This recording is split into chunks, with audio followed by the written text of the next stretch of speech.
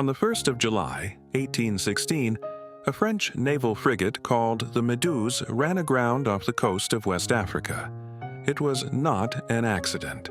The captain of the Méduse was a man named Hugues du Roy de Chaumaret. He had not commanded a ship in 23 years. He had been given the captaincy, not because of his competence, but because of his loyalty to the recently restored French monarchy. He was, by every account of those who sailed with him, catastrophically unqualified for the position. When the Méduse ran aground on the Arguin Bank, a sandbank off the coast of what is now Mauritania, there were 400 people on board. There were not enough lifeboats. The solution that Chaumarets and the officers devised was to build a raft. The raft was 20 meters long and 7 meters wide. It was designed to hold 150 people. It was not designed well. When the lifeboats set off from the Méduse, they were supposed to tow the raft. The raft held 147 people, soldiers, sailors, and passengers who had not been given places in the lifeboats. The lifeboats held the officers, the captain, and the most important passengers. After a few hours, the tow ropes were cut. The official account said the ropes broke under the strain. The survivors said they were cut deliberately. The lifeboats rowed away. The raft was left to drift in the Atlantic Ocean with 147 people on it and no navigation, no food, and no water beyond what they had managed to bring aboard. What happened on that raft over the next 13 days is one of the most disturbing episodes in the history of the sea. By the second day, fighting had broken out. The raft was overcrowded and unstable. People were falling off. The night was chaos, fear and violence, and the specific terror of being on a flat platform in the open ocean, with no way to steer and no way to know where you were. By the fourth day, many of the survivors had resorted to drinking seawater and wine. Madness followed, more violence. By the end of the first week, the number of survivors had fallen from 147 to 67. The killings were not all accidental.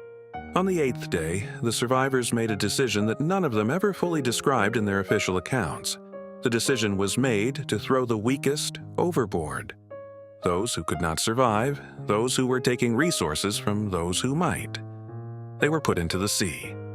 When the rescue ship Argus found the raft on the 15th day, there were 15 survivors, 15 out of 147. The French government's response to the disaster was to suppress it. The captain was court-martialed but received a lenient sentence. The officers who had cut the tow ropes faced no meaningful accountability. The official narrative was managed.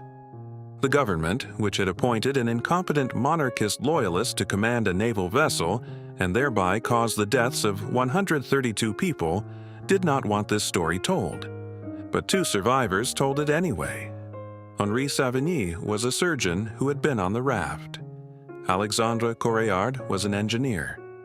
Together, they published an account of what had happened: the incompetence, the abandoned raft, the violence, the decision made on the 8th day. The account became a sensation. It was suppressed in France but circulated widely. It was translated and read across Europe. The French government was furious. And then a 27-year-old painter named Théodore Géricault read it. Géricault was not a painter who worked from imagination. He was a painter who needed to know, to understand, to be as close to the truth of what he was painting as it was possible to get. He tracked down Savigny and Coreard and interviewed them at length. He had them describe the raft, the light, the faces of the people on it, the specific quality of despair that develops after days of exposure and starvation and violence on open water. He made sketches, dozens of them.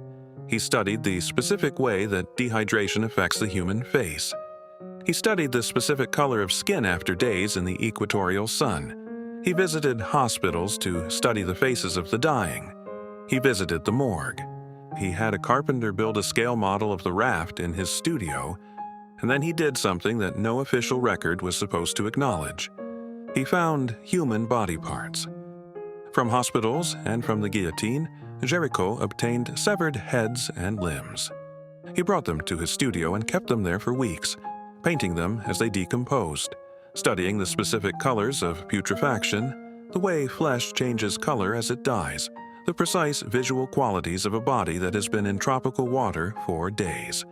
His neighbors complained about the smell. He was 27 years old and he was preparing to paint the most politically dangerous painting in France. The raft of the Medusa is enormous. It is 7 meters wide and 5 meters tall.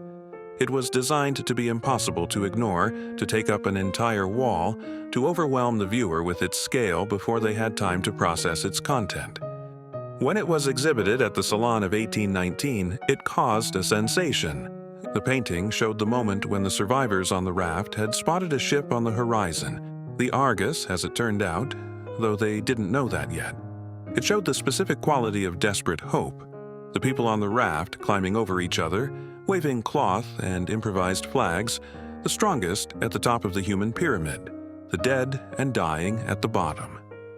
It showed, with clinical precision, what 132 unnecessary deaths looked like.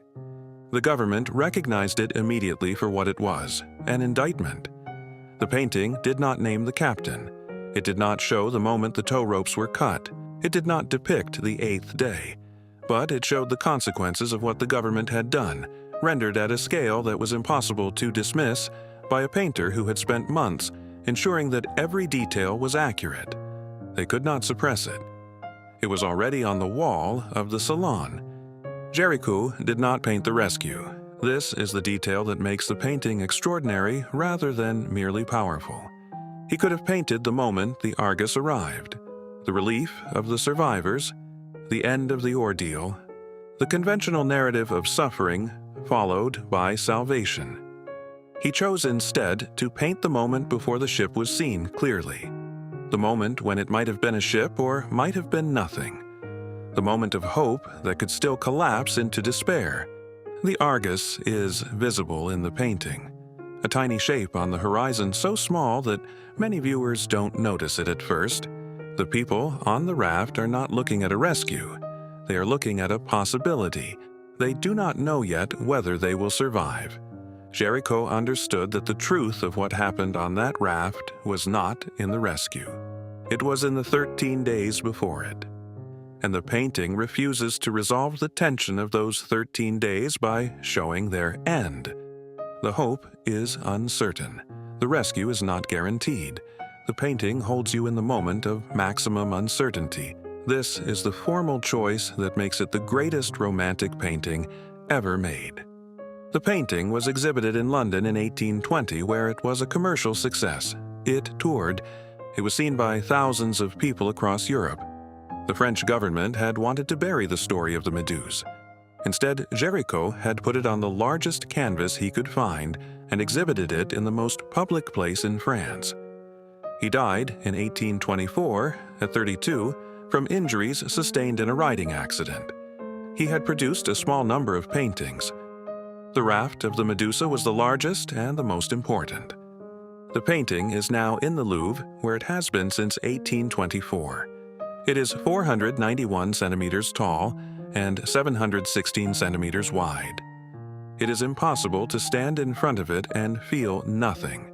The next time you see the raft of the Medusa, in a reproduction, in a textbook, in the Louvre, find the ship on the horizon. It is very small. It is almost invisible. Most people walk past the painting without noticing it, but it is there, and the people on the raft have not seen it yet. They are still in the moment before they know whether they will survive. That is what Géricault painted. Not the rescue, the moment before the rescue. The 13 days distilled into a single instant of uncertain hope. The French government tried to make sure nobody remembered what happened on that raft. Géricault made sure nobody would ever forget. If this changed the way you see a painting you thought was just about a shipwreck, share it with someone who thinks history is written by governments. And if you want to go deeper into the artists, the secrets, and the masterpieces that contain the truths we were never supposed to find, subscribe to Hidden Canvas. The ship was always there, they just hadn't seen it yet.